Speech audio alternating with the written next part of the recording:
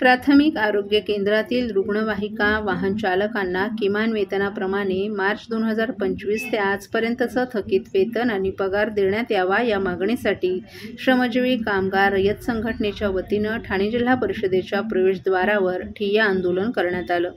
रुग्णवाहिका वाहक चालक दैनंदिनी आपले काम इमानी इतबारे करत असून सदर रुग्णवाहिका वाहन चालकांना किमान वेतनापासून ठेकेदार वंचित ठेवत असून मार्च 2025 पासून ते आजपर्यंत ठेक्यामार्फत पगार न मिळाल्यामुळे कामगारांमध्ये तीव्र नाराजी आहे. याबाबत श्रमजीवी कामगार रयत संघटनांच्या वतीनं वारंवार निवेदन देऊनही ठाणे जिल्हा परिषद प्रशासन याकडे दुर्लक्ष करत असल्यानं सर्व वाहन चालकांनी ठाणे जिल्हा परिषदेच्या प्रवेशद्वारावर ठिय्या आंदोलन केलं.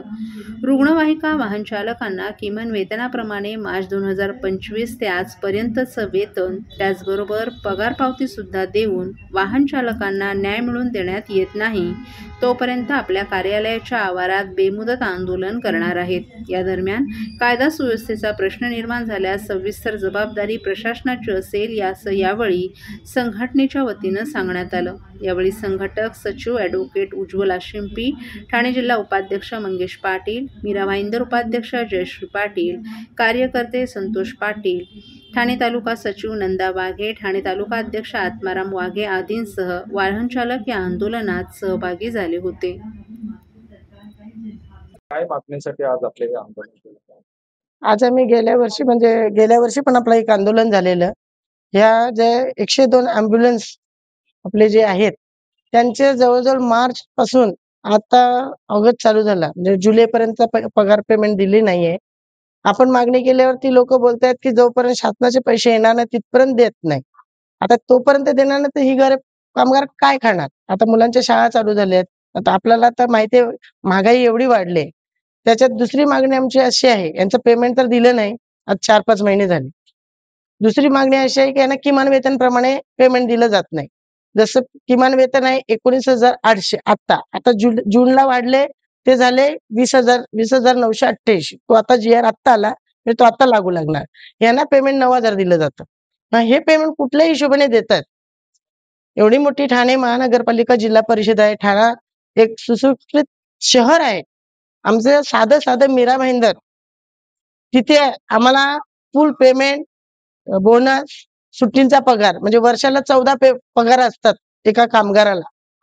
मग तो पगार काय पण असू दे हे त्यांना मिळले जात नाहीये.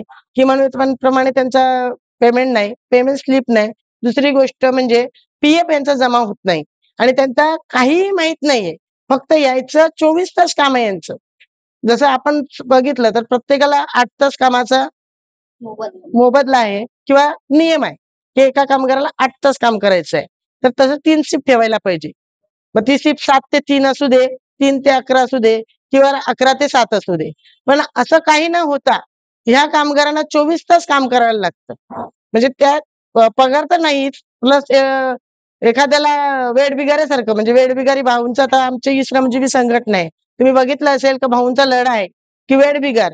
आज आपण आदिवासी समाजातले वेठबिगार सोडवतो. पण आज जितका सुशिक्षित आणि एवढे कामगार सुशिक्षित असतो तिथे अजूनपर्यंत यांना गुराढोरासारखं काम करायला लावतात. म्हणजे कधीही कॉल केला तर त्यांना यावं लागतं. त्यांना बदली म्हणून नाही, सुट्टी म्हणून नाही, 30 दिवस काम करणं. तर कायद्याने एखाद्या कामगाराला 26 दिवस काम करायचं आहे, त्याला आठवड्याला 1 सुट्टी द्यावीच लागते. ती पण त्यांना अजून लागू नाहीये. अशा कित्येक मागण्या तशाच पेंडिंग आहेत. त्यांचं अजून काही त्यांनी केलेलं नाहीये. सर्वात मूळ म्हणजे यांचे मुलांच्या शाळा चालू झाल्या आहेत. कुणाचे भाडे थकीत आहे, येण्या जाण्याचा खर्च आहे, घरातलं राशन भरायचं आहे. 5-6 महिने झाले त्यांना पगार दिला गेलेला नाहीये. तर ह्या मागणीसाठी आज आमचं आंदोलन येथे केलेलं आहे. आम्ही गेल्या महिन्याच्या 17 तारखेला पत्र दिलं होतं पण आम्हाला काही उत्तर न दिल्यामुळे आंदोलन करावं लागत आहे.